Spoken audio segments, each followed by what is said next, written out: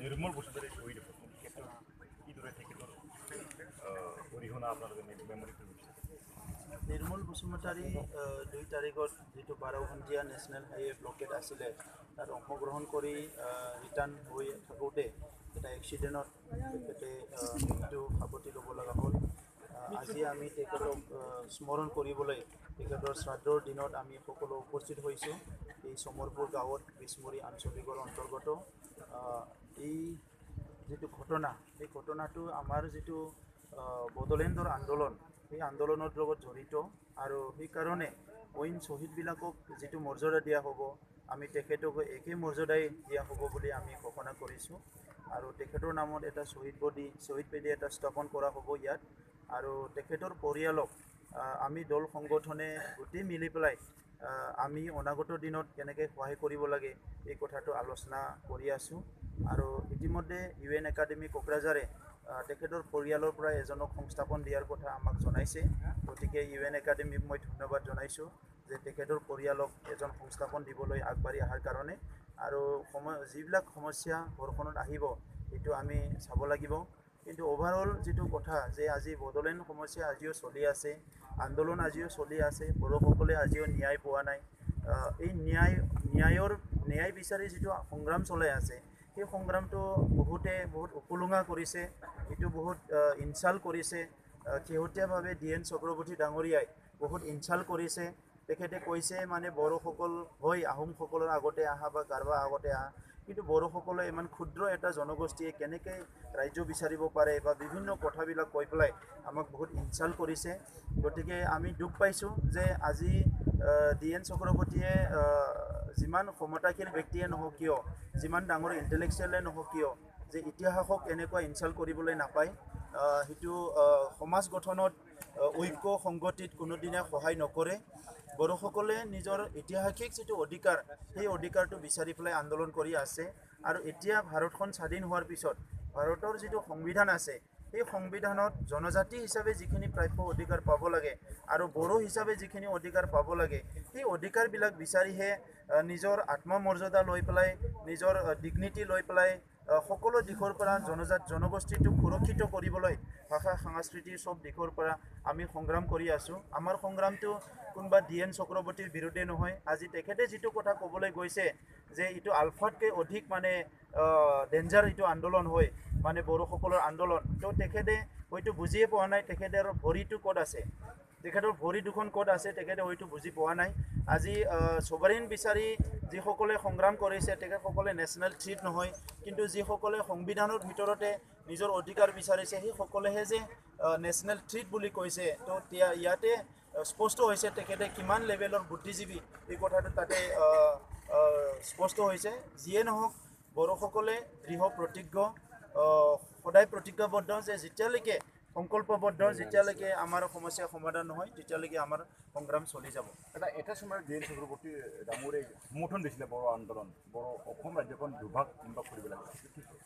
নাই, সেই সময়তো তেখেতে ইনচাল্ট কৰি পেলাইহে কৈছে যে বড়োসকলে ডিষ্টাৰ্ব কৰি আছে, বিভিন্ন ঘটনাবিলাক কৰি থাকে, সেইকাৰণে বিদায় দিব লাগে বুলি ইনচাল্ট কৰিছে। আৰু সিদিনা কৈছে যে কোনটো ঘটনাত তেখেতে দেখা পালে এইটো আমি নাজানো, যে গচকি মানুহ হত্যা কৰা বুলি কৈছে তেখেতে।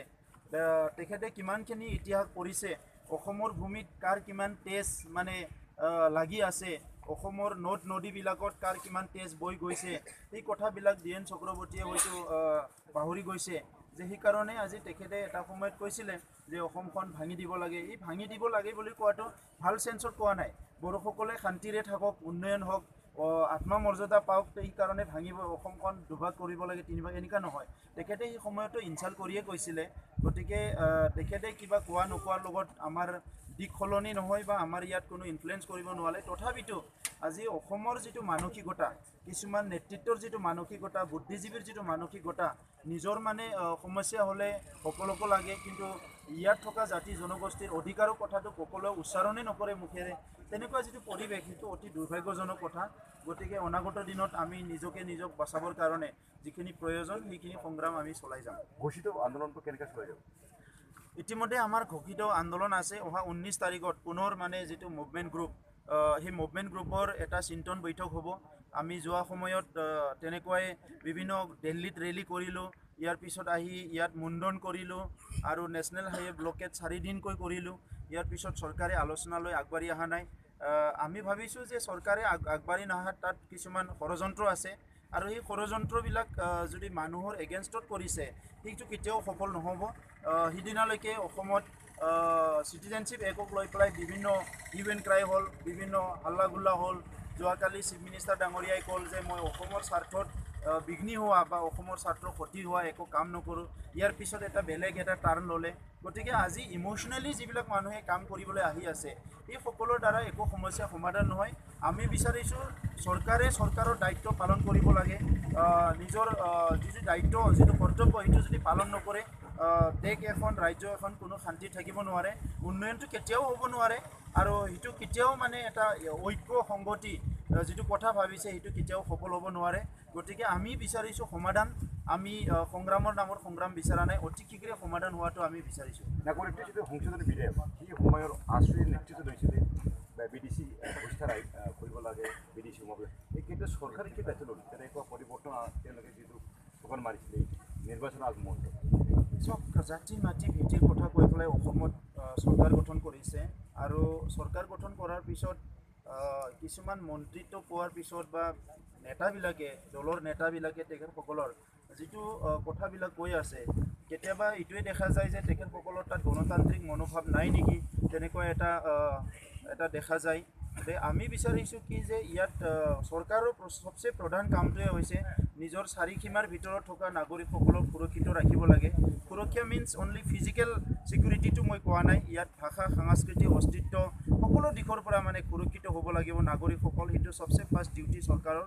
ছেকেণ্ড ডিউটিটো হৈছে যে কোনোবা বিদেশী আগ্ৰাসন কৰিলে, বিদেশীয়ে যদি আক্ৰমণ কৰে তাৰ পৰা নাগৰিকসকলক বা নিজৰ চাৰিসীমাক প্ৰটেক্ট কৰিব লাগিব।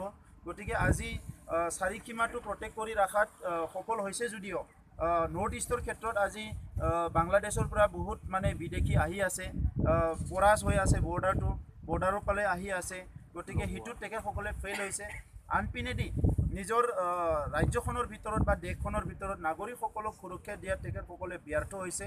গতিকে আজি ইয়াত বিভিন্ন ধৰণৰ সংগ্ৰাম চলি আছে, সেই সংগ্ৰামবিলাক তেখেতসকলে উপলুঙা কৰি পেলাই ইগন'ৰ কৰি চলি আছে। সেইকাৰণে স্বাধীনতাৰ 70 বছৰ পিছতো স্থায়ী শান্তি অসমলৈ বা ভাৰতলৈ ঘূৰি অহা নাই আৰু অনাগত দিনতো ঘূৰি নাহিব যদি তেখেতসকলে এটা হলিষ্টিক এপ্ৰ'চ লৈ পেলাই এটা প্ৰেক্টিকেল এটা পদক্ষেপ লৈ পেলাই যদি ইয়াত যিখিনি জাতীয় সমস্যা আছে, জনগোষ্ঠীয় সমস্যা আছে, ভূমিৰ সমস্যা আছে, অৰ্থনৈতিক সমস্যা আছে, ভাষা সাংস্কৃতিক সমস্যা আছে, ৰাজনৈতিক সমস্যা আছে, এই সমস্যাবিলাক যদি স্থায়ী সমাধান কৰাৰ কাৰণে চৰকাৰে যদি আগবাঢ়ি নাহে আৰু সিটোৰ লগত যদি সদায় মানে পিছাই থাকে তেনেহ'লে এইটো সদায় সমস্যা জৰ্জৰিত এখন ৰাজ্য হ'ব, এখন দেশ হ'ব আৰু ইয়াৰ কাৰণে জগৰীয়া হ'ব বৰ্তমানৰ গাদীত যিবিলাকে বহি আছে সেইসকলক ইতিহাসে কোনোদিন মাফ নকৰে, সেইসকলে জগৰীয়া হ'ব।